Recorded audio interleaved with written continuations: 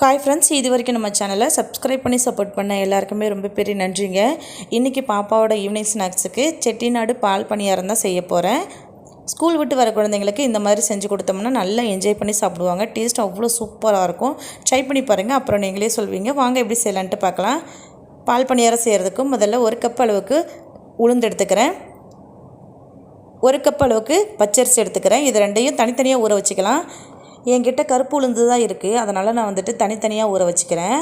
வெள்ளை உளுந்தாக இருந்துச்சுன்னா நீங்கள் ஒன்று போல் சேர்த்து ஊற வச்சுக்கோங்க. கருப்பு உளுந்துங்கிறதால நம்ம தோலெல்லாம் நீக்கணும், அதனால் வந்துட்டு தனியாக ஊற வச்சுக்கிறேன். 3 மணி நேரத்துக்கு நல்லா ஊறட்டும், அப்போ தான் உளுந்து வந்து நல்லா அலசுறதுக்கு வரும்.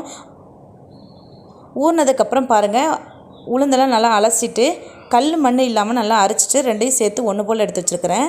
இப்போ கொஞ்சம் கொஞ்சமாக மிக்ஸி ஜாரில் சேர்த்து நல்லா ஃபைன் பேஸ்ட்டாக அரைச்சி எடுத்துக்கலாம்.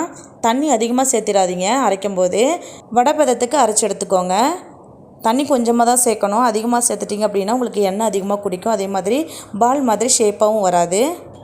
இந்த மாதிரி நல்லா ஃபைனாக அரைச்சிக்கோங்க. இதே மாதிரி தண்ணியும் கம்மியாக சேர்த்துக்கோங்க. இப்போ நம்ம அரைச்சதை வேறு ஒரு பாத்திரத்தில் மாற்றி சேர்த்துக்கலாம். இதே மாதிரி மீதி எடுத்து வச்சுருக்கிற அரிசி உளுந்தையும் சேர்த்து நல்லா அரைச்சிட்டு வந்துடலாம்.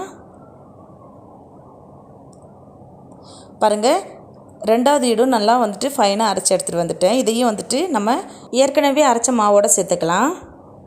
அவ்வளோதான், மாவு ரெடி ஆகிடுச்சு. இப்போ இதுக்கு தேவையான தேங்காய் பால் ரெடி பண்ணிக்கலாம். தேங்காய் பாலுக்காக நான் வந்துட்டு 1/2 மூடி தேங்காவை குட்டியாக கட் பண்ணி எடுத்து வச்சுருக்கிறேன். கட் பண்ண தேங்காவை ஒரு மிக்ஸி ஜாரில் சேர்த்துக்கலாம். தேவைக்கேற்ப தண்ணி சேர்த்துட்டு வாசனைக்காக 4-5 ஏலக்காய் சேர்த்துட்டு நல்லா ஃபைனாக அரைச்சி எடுத்துக்கலாம். இந்த மாதிரி நல்லா ஃபைனாக அரைச்சி எடுத்துக்கோங்க. இப்போ இதில் 1/2 லிட்டர் பக்கம் தண்ணி சேர்த்து சுத்தமான காட்டனில் நல்லா வடிகட்டி எடுத்துக்கோங்க. பாருங்கள், நான் 1/2 லிட்டர் பக்கம் தண்ணி சேர்த்துருக்கிறேன். ஒரு 1/2 மூடி தேங்காவுக்கு ஒரே ஒரு பால் தான் எடுத்தேன், 2வது பால்லாம் எடுக்கலை. இப்போ நம்ம அரைச்சி எடுத்து வச்சுருக்கிற தேங்காய் பாலோட இனிப்புக்காக நான் வந்துட்டு நாட்டு சக்கரை எடுத்துருக்கிறேன், 1/2 கப் அளவுக்கு. நீங்கள் வந்து வெள்ளை சக்கரை கூட சேர்த்துக்கலாம். இப்போ நல்லா கலந்து விட்டுக்கலாம். சக்கரை நல்லா கரைஞ்சி வரட்டும். அவ்வளோதான், சூப்பராக மணமாக வந்துட்டு தேங்காய் பால் ரெடி ஆகிடுச்சு. இனி பணியாரம் சுட்டுக்கலாம்.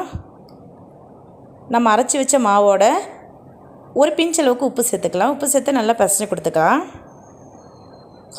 உப்பு அதிகமாக சேர்க்க வேண்டாம், கம்மியாக சேர்த்துக்கோங்க.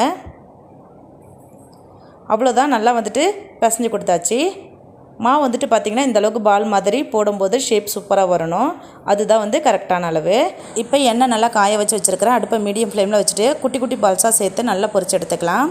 ரொம்ப செவக்க பொரிச்சிடாதீங்க, கலர் மாறக்கூடாது. சிலர் வந்து பார்த்திங்கன்னா சிரட்டை யூஸ் பண்ணி போடுவாங்க, அது ரொம்ப சேஃப் கிடையாது, அன்சேஃப் வந்துட்டு. அது சம்டைம் வந்துட்டு எண்ணெயில் கை நழுவி விழுந்துருச்சுன்னா எண்ணெய் பூரா மேலே தெரிச்சிரும். இப்போ பாருங்கள், நம்ம வந்துட்டு ஒவ்வொரு பால்ஸாக போட போட முன்னாடி போட்ட பால்ஸ் எல்லாம் எந்த அளவுக்கு பந்து மாதிரி மேலே மிதந்துட்டு வருதுன்னு பாருங்கள். நல்லா 2 பக்கமும் திருப்பி விட்டு பொரிச்சு எடுத்துக்கலாம். மீடியம் ஃப்ளேமில் அடுப்பை வச்சுக்கோங்க, அப்போ தான் வந்துட்டு கலர் மாறாமல் நல்லா வெந்து வரும். அவ்வளோதான், எண்ணெயோட சலசலப்பெல்லாம் அடங்கிட்டு நல்லா வந்துட்டு வெந்து வந்துடுச்சு பாருங்கள். இப்போ எண்ணெயெல்லாம் வடிச்சிட்டு நம்ம வேறு ஒரு பிளேட்டில் மாற்றி எடுத்து வச்சுக்கலாம்.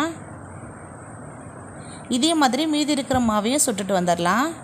அவ்வளோதான், எல்லா பணியாரமும் நான் சுட்டுட்டு வந்துட்டேன். எந்தளவுக்கு சாஃப்டாக இருக்குதுன்னு பாருங்கள். இந்த மாதிரி அளவாக தண்ணி சேர்த்து நீங்கள் வந்துட்டு மாவு அரைச்சிங்கன்னா தான் உங்களுக்கு வந்துட்டு எண்ணெய் அதிகமாக குடிக்காமல் நல்லா சாஃப்டாக டேஸ்ட்டாக இருக்கும் பணியாரம் வந்துட்டு. இப்போ நம்ம ஏற்கனவே ரெடி பண்ணி வச்சுருக்கிற தேங்காய் பாலோட நம்ம சுட்ட பணியாரத்தை எல்லாத்தையும் சேர்த்துக்கலாம். சேர்த்துட்டு நல்லா கலந்து விட்டுட்டு கொஞ்சம் தேங்காவை தூவி விட்டு குழந்தைங்கள்ட்ட கொடுத்து பாருங்களேன், எந்தளவுக்கு என்ஜாய் பண்ணி சாப்பிட்றாங்கன்ட்டு. அவ்வளோ டேஸ்டியாக இருக்கும் வந்துட்டு. இது சின்னவங்க மட்டும் இல்லை, பெரியவங்களுக்குமே ரொம்ப பிடிக்கும். என்னோடய ஸ்டைலில் செட்டிநாடு பால் பணியாரம் டேஸ்டியாக ரெடி ஆகிடுச்சு. இந்த பதிவு பிடிச்சிருந்ததுன்னா நம்ம சேனலை சப்ஸ்கிரைப் பண்ணி லைக் பண்ணி சப்போர்ட் பண்ணுங்கள். மறக்காமல் ஷேர் பண்ணுங்கள். ட்ரை பண்ணி சாப்பிட்டு பார்த்துட்டு எப்படி இருந்துச்சுன்னு கமெண்ட்டில் சொல்லுங்கள். ஓகே, பாய்.